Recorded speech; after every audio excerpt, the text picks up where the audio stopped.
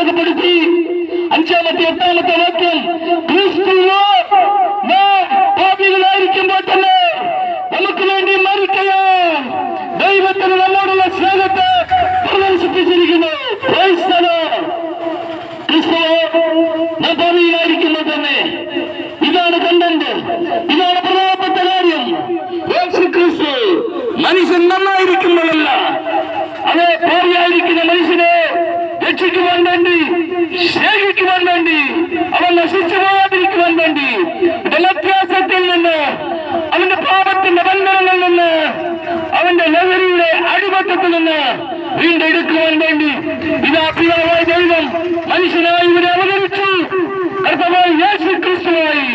ക്രിസ്തുവോ നാം പാപികളായിരിക്കുമ്പോൾ തന്നെ നമുക്ക് വേണ്ടി മരിക്കയാൽ ജാതിയില്ല, വർണ്ണമില്ല, വർഗമില്ല, വിദ്യാശ്രേഷ്ഠതയില്ല, അവൻ പണ്ഡിതനെന്നും പാമരനെന്നും വ്യത്യാസമില്ലാതെ നാം ആരായിരിക്കുന്നെങ്കിലും, ഞങ്ങളെ ഈ ശബ്ദത്തിലൂടെ കേൾക്കുന്ന പ്രിയപ്പെട്ടവരെ, നിങ്ങൾ ആരായിരിക്കുന്നെങ്കിലും, എന്റെ പ്രിയ കുഞ്ഞ്, എന്റെ പ്രിയ അനുജത്തി, പ്രിയപ്പെട്ടവരെ, വ്യത്യാസത്തിൽ നിന്ന് നിങ്ങൾക്ക് വിടുതലുണ്ടാകുവാൻ നിങ്ങൾ ദൈവത്തോട് പ്രാർത്ഥിക്കുക.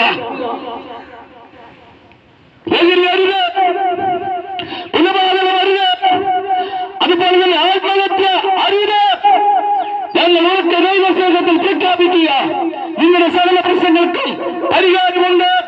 അത് സകലത്തെ ഉളവാക്കാനായി ദൈവത്തിലത്രേ.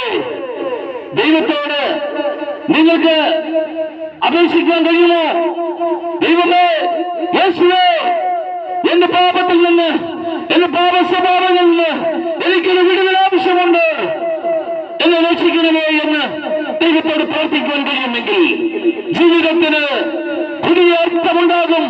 നിങ്ങളുടെ ജീവിതത്തിന് ഒരു പുത്തൻ വഴിത്തിരിവുണ്ടാകും. നിങ്ങൾ ദൈവത്തിലേക്ക് നടന്നുകൊണ്ടിരിക്കും. നിങ്ങൾ സകല ലഹരിയിൽ നിന്നും വിടുതൽ പ്രാപിക്കും. നിങ്ങളെ രക്ഷിക്കുവാൻ യേശു നിങ്ങൾക്ക് വേണ്ടി മരിച്ചു.